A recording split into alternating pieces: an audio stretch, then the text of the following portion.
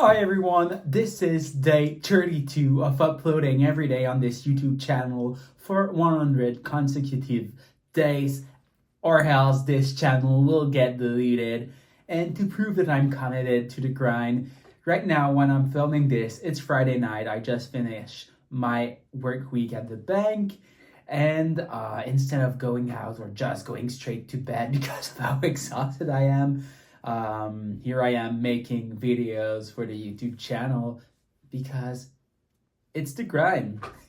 And today's video will be really interesting because I'm finally doing my top 10 for the best metal album or of 2023. Usually, in the past few years, I used to make a top 20, but I wanted to only focus on the best album that this year had to offer and to not waste time on the album that were not as good to make the top 20. So I decided to just focus on 10, and that will let me go even deeper and explain my choices better. Another thing that I need to mention is that this is not like best album for everyone. It's only like my personal preferences. So it's entirely possible that no one else on earth has the same best album of 2023 as I do. It's really my taste. So you can probably say that, oh, this album was critically acclaimed, it's the best of the year, and it's not even on your list. I don't care. It's really my personal favorite, and that's it. You don't have to agree. That's fine. Everyone has different tastes, and that's the beauty of life in a way. Anyway, guys, enough talking. This intro is already long enough. Let's jump straight into this. So let's go for my top 10 of the best metal album of 2023.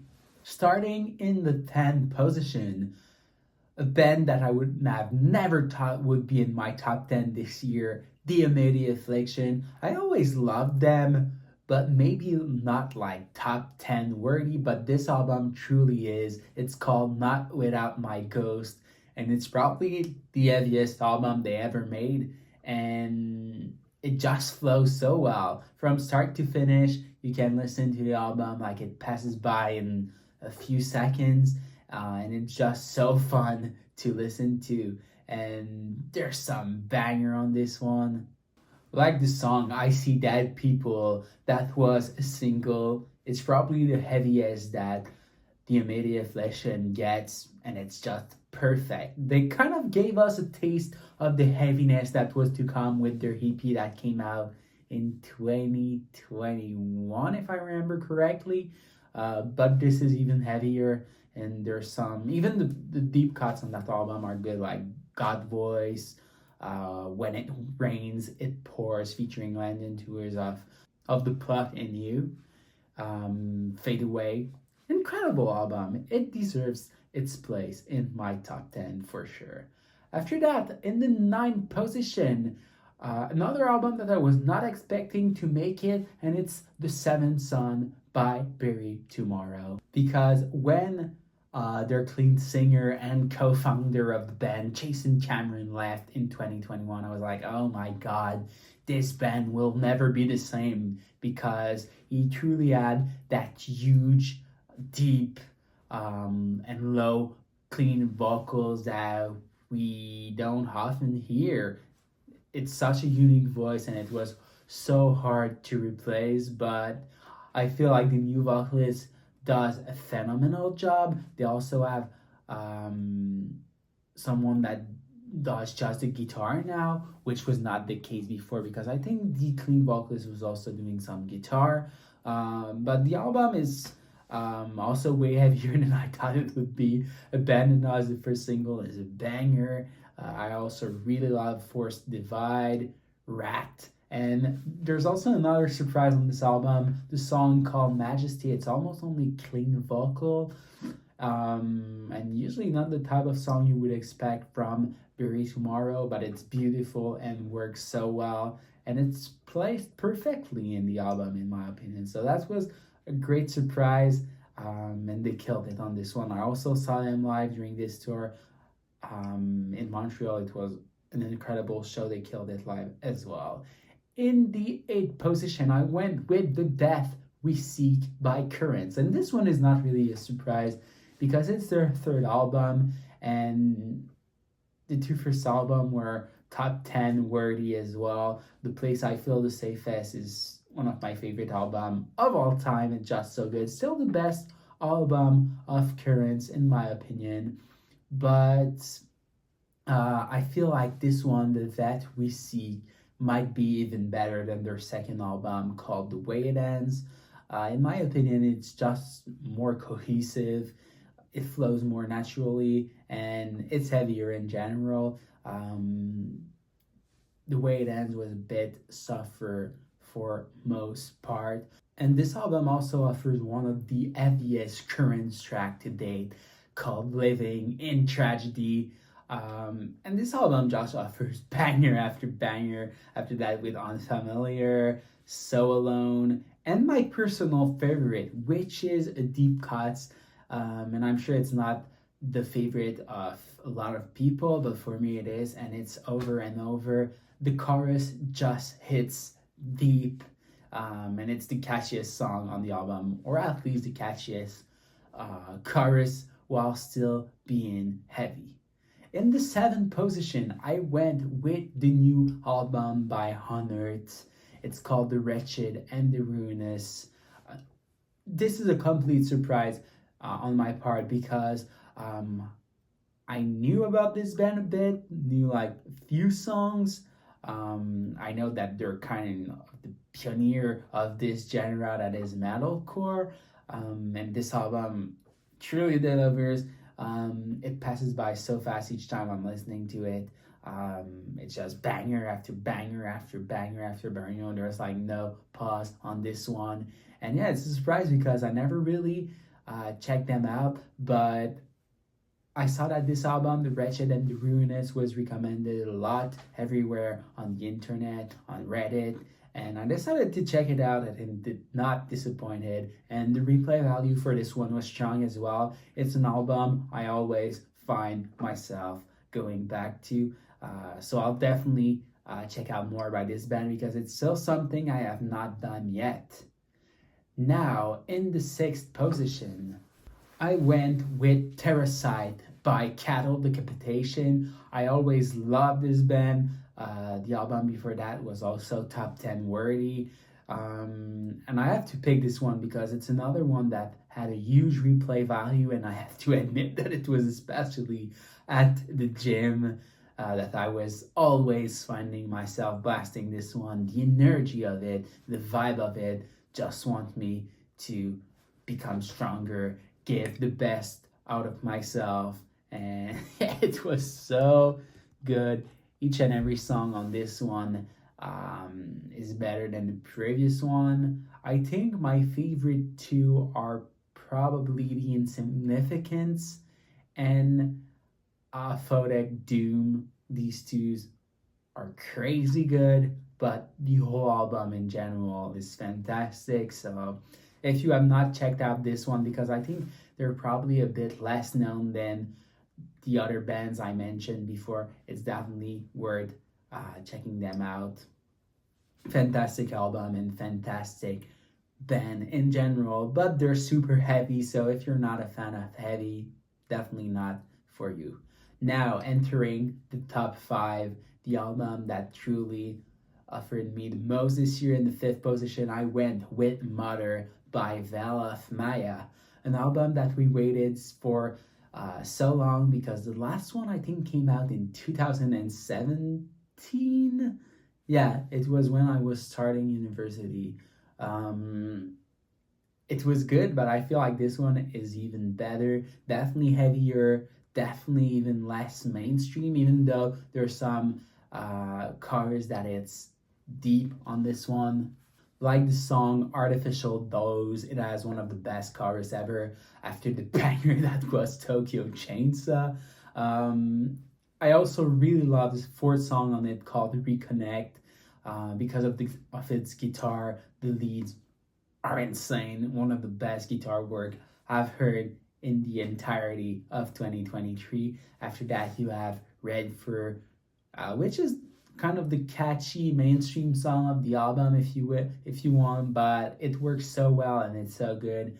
I had it on repeat when it was released as a single in March. I was always blasting it. Then you have the song Sinway Vegan, which is just a straight up banger.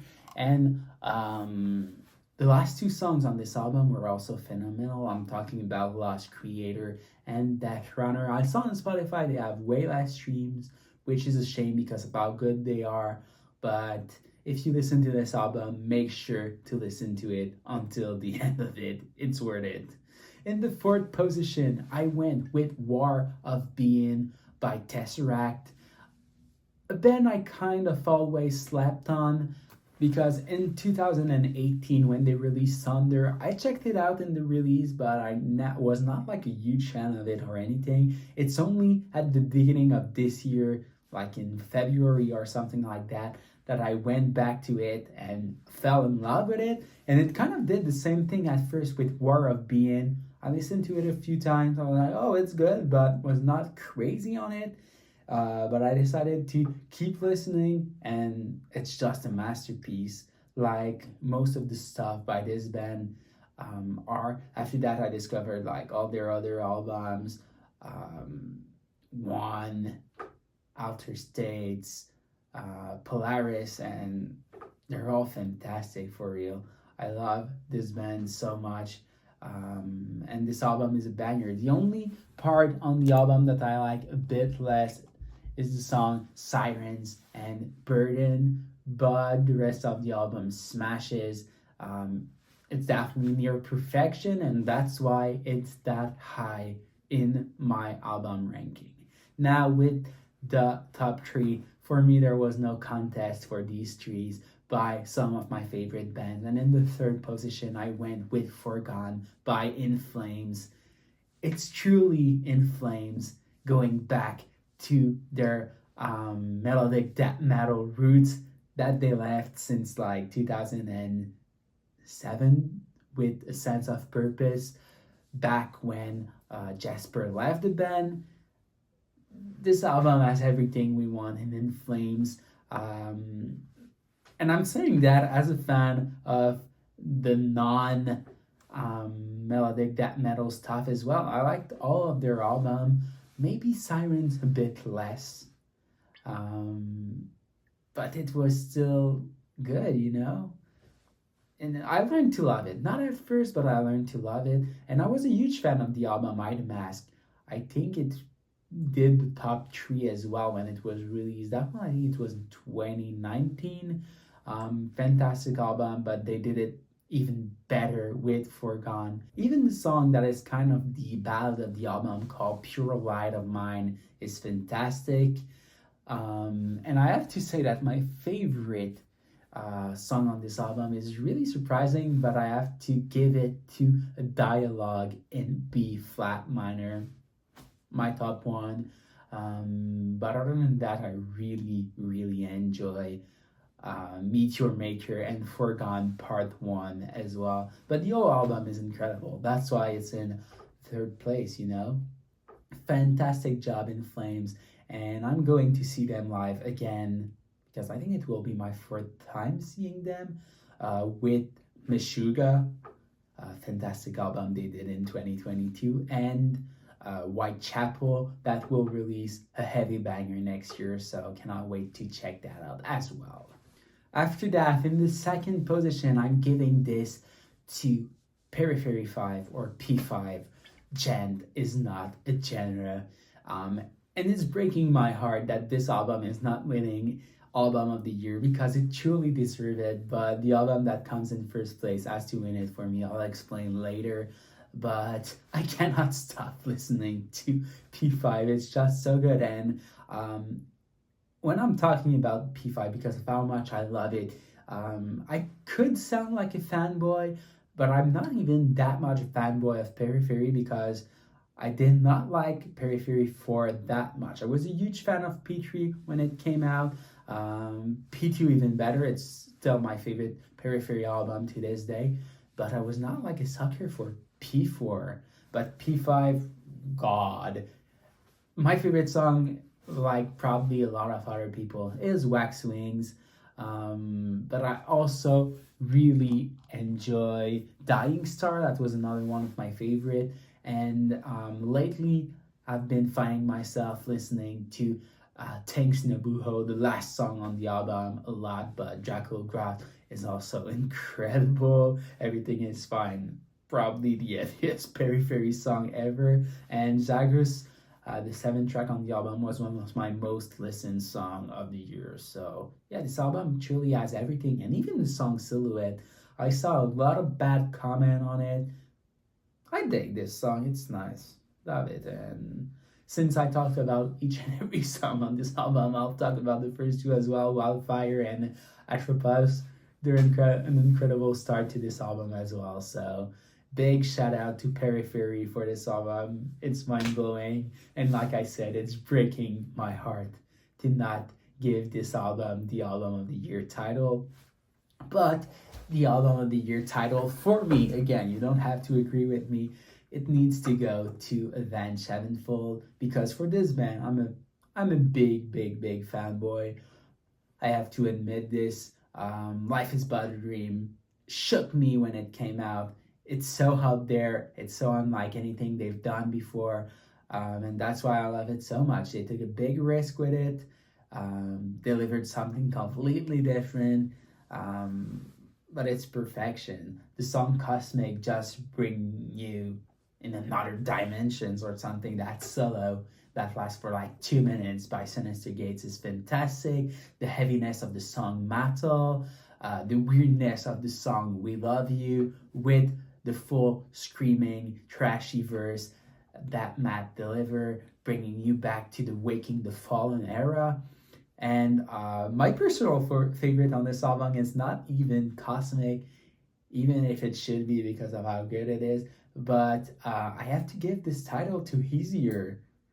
Such a great song with such a great riff. That solo part gives me chills every time, even though I've heard it like 100 times. And after that, the ending of the album called G.O. Ordinary, the that, so the God part, it's something even crazier than the rest of the album, with them going full Daft Punk mode in the song Ordinary, them going like Rush mode on the song G, and a kind of Frank Sinatra song with D that.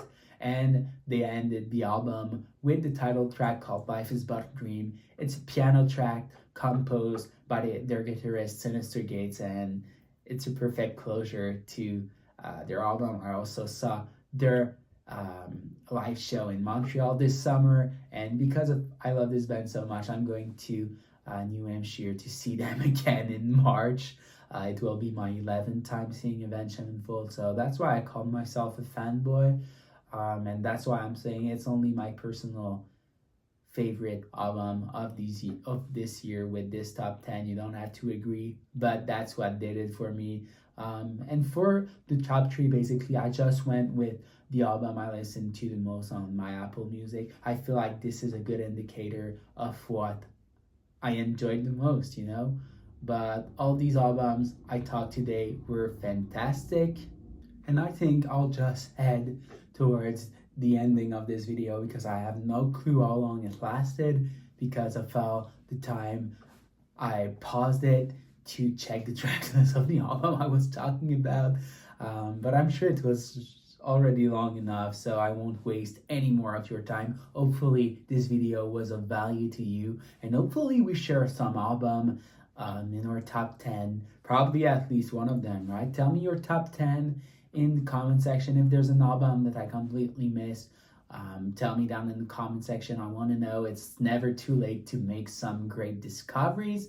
And yeah, guys, if you love what I do on this channel, help me reach my goal of 100,000 subscribers on this channel. I know it's a huge goal, it's a huge milestone, but it's always better to aim for the stars. I guess that's what they're saying, right? Something like that. Or aim for the moon and you'll reach a star, something like that. I don't know, guys. Anyway, hopefully you had fun. Thank you guys so much for watching. Leave a like on the video as well. It helps with the YouTube algorithm. And yeah, guys, have a great weekend. I'll see you all next time.